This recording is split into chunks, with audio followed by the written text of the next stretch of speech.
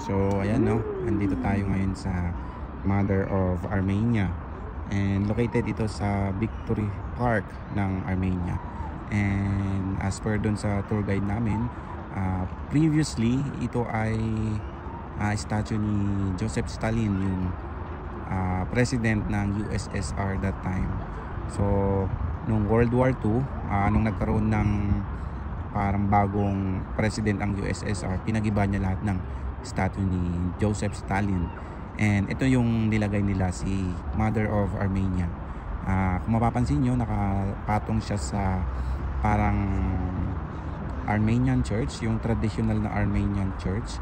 And as per sa mga kanila, yung may parang museum dyan sa baba kung nasaan yung mga ginamit or mga contributions nila noong World War II. Unfortunately, hindi natin siya mapapasok today kasi nga close siya. I think 10 to 5 a.m. 10 to 5 p.m. So late tayo ng konti.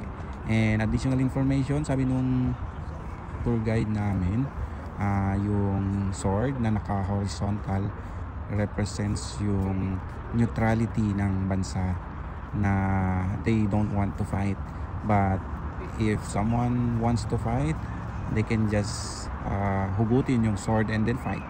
So yun daw yung history ng Mother of Armenia, and it's around 22 meters or 22 feet, something like that. So sa ano din, kung makikita nyo, meron ding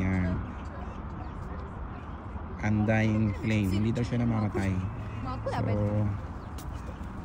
it represents na, or yung pagbibigay pugay din sa mga nagbuwis ng buhay noong World War II and mga sundalo ba. Tapos dito sa park, marami kayong makikita, may mga old Soviet Unions or mga ginamit sa gera that time. Sa walk around lang kayo, and napakaganda.